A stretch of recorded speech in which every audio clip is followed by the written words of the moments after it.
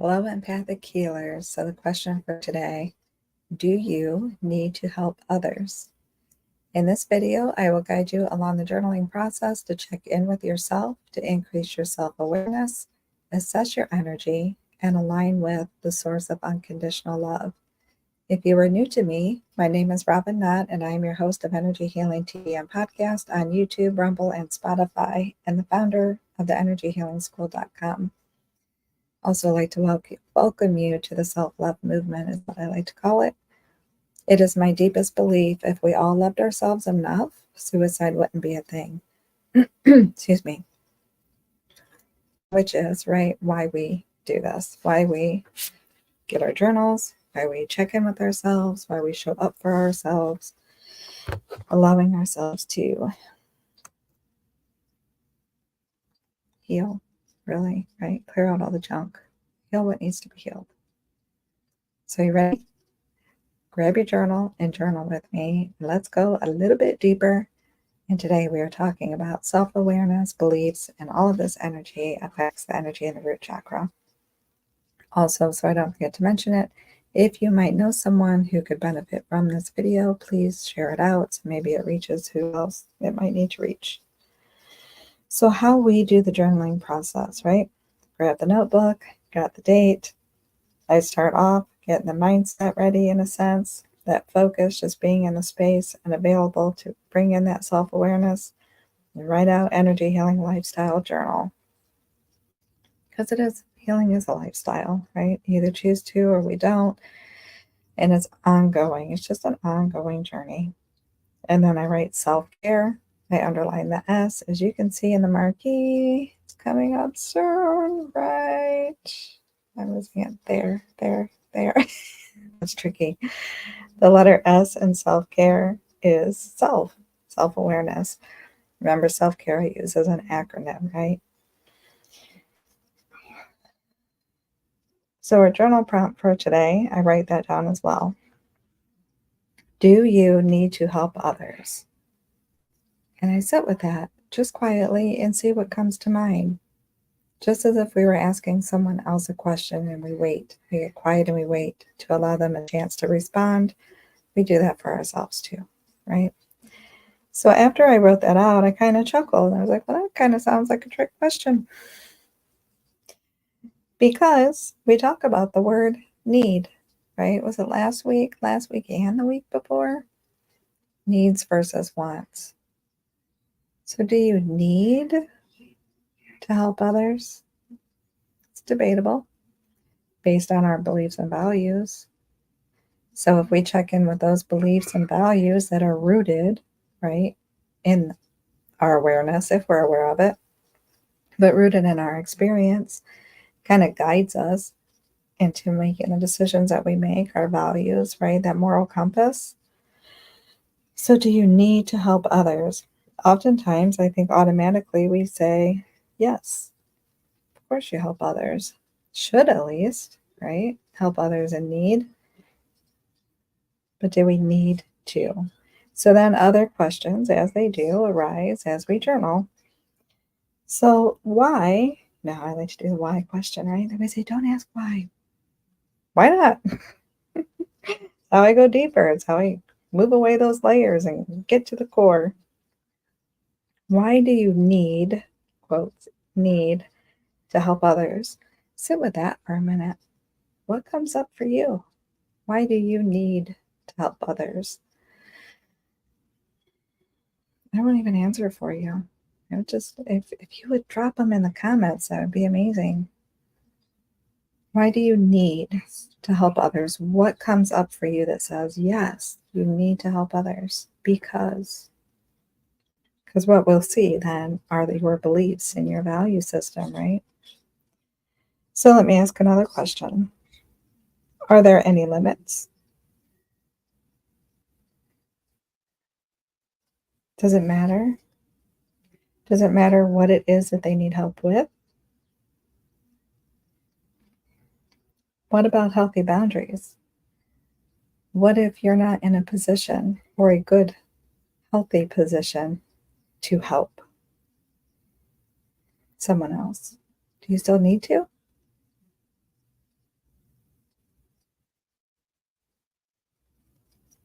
So can you feel like some contrast or conflict going on within you when you ask those questions? Or did the answer change based on a different situation or more clarity on a situation? What if they can help themselves? Do you still need to help them? What if they just want you to help? Have you ever ran into situations? I'm going to set this up here. Have you ever ran into situations when people or someone is able to do for themselves? Maybe they just don't believe they can. So maybe how you help changes a little bit. Maybe the way that you help isn't doing the thing that they wanted you to do that they think that they can't do themselves. Don't ask me to repeat that. Or, or is the way that we help them is by giving them support and kind of cheerleading them on a little bit, or just helping them problem solve, right? Maybe how we help changes a little bit. Hey, there she is. I believe it's Rebecca, right? Rebecca says, hey, lady. And 2 lives in 1 day, you were killing it. I know, right? Got to do the master class today. And now coming on for the daily journaling. I don't know how much you heard. I can't repeat what I said. Well, shouldn't say can't. I don't think I can repeat what I said because it just kind of flowed out and then it sounded like a tongue twister. So we'll have to listen to a replay for that. And I'm just not comfortable. So sorry. I was just going over the journal prompt for the day, right? That need.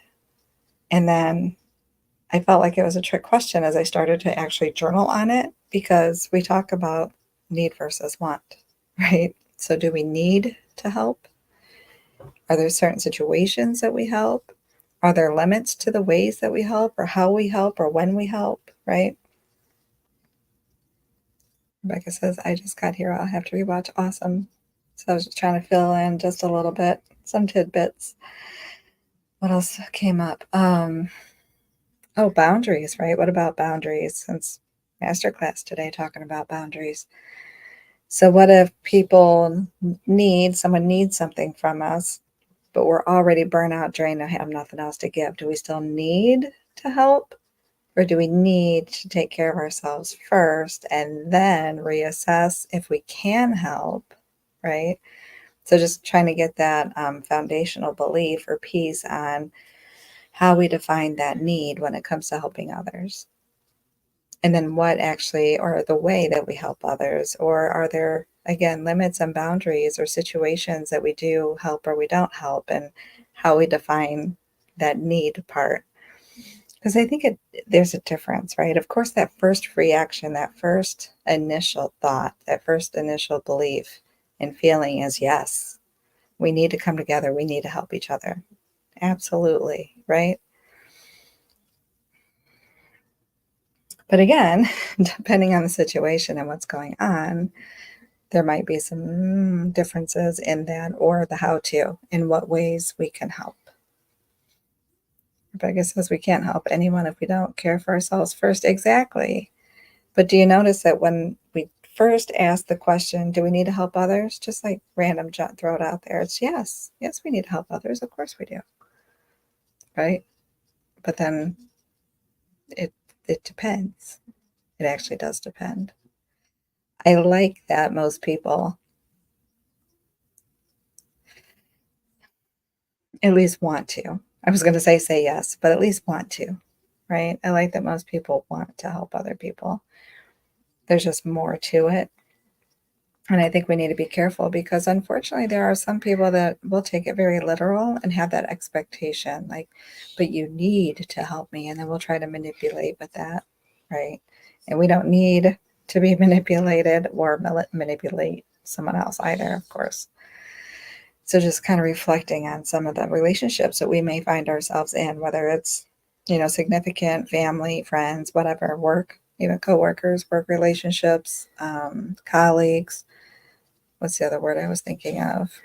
Other students, Rebecca, you're back in school. I was thinking about group work.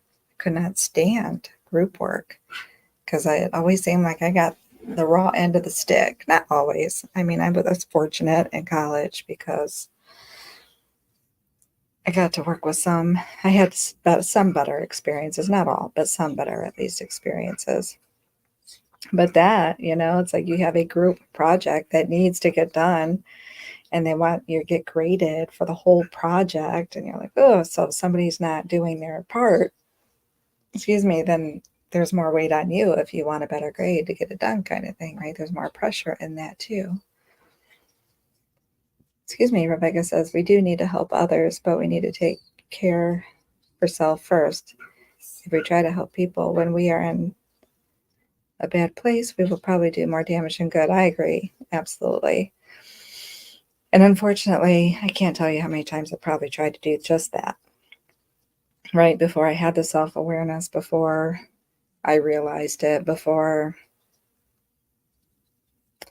I don't think again, I'm just reflecting. I don't think there was a time that I necessarily knew that or understood that, right? It was just that need to help, no matter what kind of thing. So not seeing how it could actually be harmful when I'm drained, burnout, angry, pissed off, resentment. Should be obvious, but it wasn't, right? Wasn't. Rebecca says, I hate group work. I always end up doing it all. Exactly. It's so annoying. So frustrating. Like everybody gets the good grade and one person does the work. Thank goodness. Again, not all of my experiences were like that in college, so I'm grateful for that. But some were. Some were. But how fitting that we have this conversation with the masterclass today of setting boundaries and protecting our energy, right? And I think it's important to be aware of what our beliefs are. Does my voice sound shaky? Like my voice sounds shaky to me. Excuse me. It feels shaky. It's weird. But anyway, sorry. Be mindful of what our beliefs are and our passions are about it, and knowing our limits and knowing our boundaries and knowing when for us in each situation. We can't always predict it. Like I might feel wonderful right now and think that I can always be available to help. Just let me know. Right? I've said things like that before. And then unfortunately somebody would come to me and it's like like they get to pick it, right? You pick the worst time. Like we're all having this struggle or challenge at the same time, it seems. So now I'm not in a great place to help, right? Yeah. Rebecca says that throat chakra. I know. Usually it's like clearing it out, but now it just feels like I think too that part of it is because I know my mom's laying down, so it's like I'm trying to keep my voice down, but yet speak enough that you can hear me. Like I have a microphone right here, close enough where I think you can hear me, but then it does that weird like strain in the throat. It's weird. Yeah. What am I doing in my throat chakra? I don't know. But yeah, Mom is in the next room and she goes to bed at 7. So I'm like, trying not to talk too awfully loud. And I have my beautiful granddaughter with me. So she's doing good.